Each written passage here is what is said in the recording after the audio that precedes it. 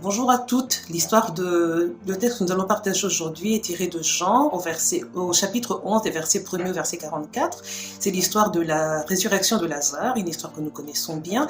Et donc nous voyons ici que Lazare, qui est un ami proche de Jésus, il tombe malade et ses sœurs envoient des personnes pour dire à Jésus, celui que tu aimes est malade. Jésus reste encore 2 jours sur place à 10 heures de marche de là où était Lazare. Là, il n'intervient pas tout de suite et il se fait que Lazare meurt. Voilà, mais Jésus va aller le ressusciter. Donc nous allons un peu parler de ça. Et donc la famille de Lazare, les sœurs de Lazare s'attendaient légitimement à ce que Jésus vienne tout de suite. Mais Jésus est entraîné. J'imagine un peu les sœurs de Lazare en train de se dire, mais ce Jésus, nous savons qu'il nous aime, nous l'aimons. Pourquoi est-ce qu'il ne vient pas vite? Où est-il? Il n'y avait pas de GSM à cette époque-là, donc sûrement que ces sœurs étaient vraiment dans une situation difficile et encore pire quand Lazare est mort. Et quand Jésus finalement arrive tout près du village, ses sœurs viennent le voir en disant, mais si tu avais été là, notre situation ne serait pas comme elle est maintenant. La situation ne serait pas pourrie comme elle est pourrie aujourd'hui. La situation aujourd'hui est désespérée et Seigneur, tu n'es toujours pas arrivé.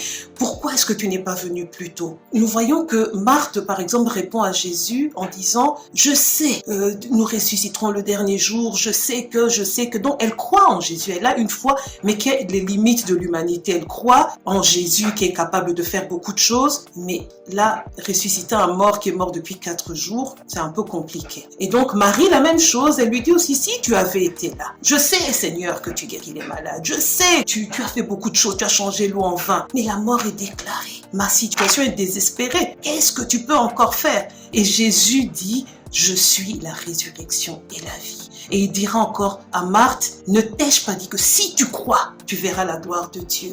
Et la Bible nous dit que Jésus, en voyant la foule qui pleurait, en voyant leur détresse, leur désespoir, fut troublé en lui-même. Il a frémi. Jésus a compassion de nous. Quand nous passons par des situations difficiles, par des choses difficiles, Jésus a compassion de nous. La Bible nous dit que nous avons un souverain sacrificateur qui est capable de compatir, de souffrir avec nous quand nous passons par des choses difficiles.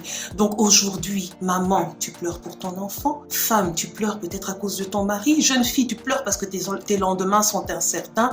Jésus est touché par ta souffrance. Jésus a pleuré avec ces gens qui souffraient. Jésus peut nous secourir parce qu'il sait à quoi notre nature déchue nous expose. Notre nature déchue à cause du péché nous expose à de grandes souffrances et le Seigneur connaît ces choses-là. Il sait ce que c'est que de perdre, il sait ce que c'est que de manquer et donc il a compassion. Et le Seigneur Jésus a dit, ôtez la pierre.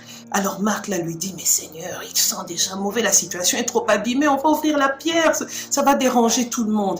Et aujourd'hui, j'ai juste envie de demander à chacune, quelle est la pierre qui est encore devant le tombeau et qui empêche à la situation morte d'entendre la parole de Jésus qui donne la vie? Est-ce que cette pierre ici, c'est le doute, c'est le découragement, c'est les expériences d'échecs passés qui nous ont enfermés dans quelque chose? Notre situation est trop morte, trop pourrie, trop abîmée, trop désespérée, où la vision que nous avons de nous-mêmes, la culpabilité font que nous ne nous sentons pas dignes, notre péché est trop grand. On se dit, non, le Seigneur ne peut pas faire revivre. Le Seigneur est celui qui donne de rebâtir sur des ruines. Là où tout est mort, tout est détruit, le Seigneur donne de rebâtir et le Seigneur a compassion de nous et il nous dit aujourd'hui, si tu crois, tu verras la gloire de Dieu. Que le Seigneur nous bénisse.